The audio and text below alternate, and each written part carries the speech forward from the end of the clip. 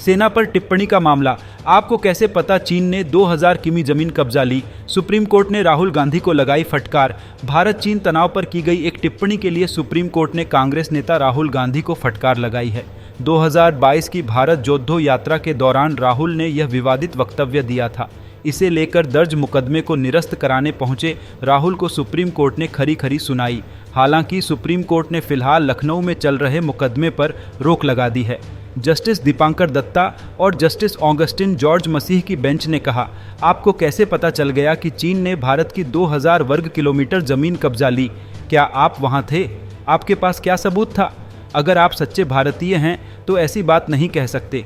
जब सीमा पर झड़प की स्थिति हो तब दोनों तरफ की सेना को नुकसान पहुंचना कोई असामान्य बात नहीं। 16 दिसंबर 2022 को भारत जोड़ो यात्रा के दौरान राहुल गांधी ने भारत चीन विवाद पर टिप्पणी की थी।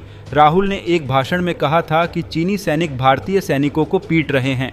इस बयान को आधार बनाकर बॉर्डर रोड ऑर्गेनाइजेशन के पूर्व निदेशक उदय शंकर श्रीवास्तव ने लखनऊ में राहुल के खिलाफ आपराधिक मानहानि का केस दर्ज करवाया। लखनऊ की एमपी एमएलए कोर्ट में दाखिल शिकायत में श्रीवास्तव ने कहा है कि भारतीय सेना ने 12 दिसंबर 2022 को आधिकारिक बयान जारी कर बताया था कि भारतीय सीमा में अतिक्रमण कर रही चीनी सेना को हमारे सैनिकों ने मुंहतोड़ जवाब दिया। इसके बाद चीनी सेना वापस लौट गई। इसके बावजूद राहुल गांधी ने सेना को अपमानित करने वाला झूठा बयान दिया। इससे उन्हें और भारतीय सैनिकों को धक्का लगा है।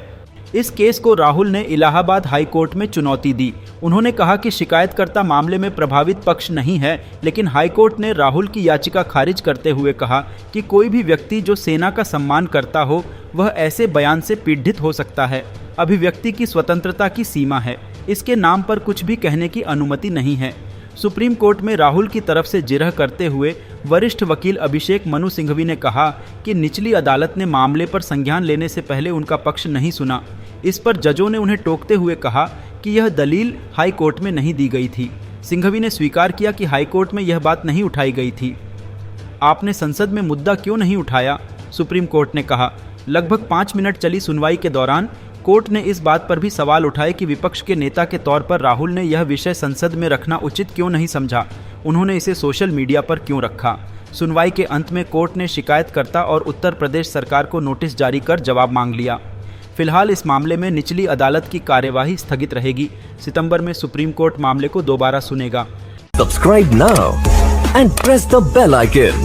Never miss an update.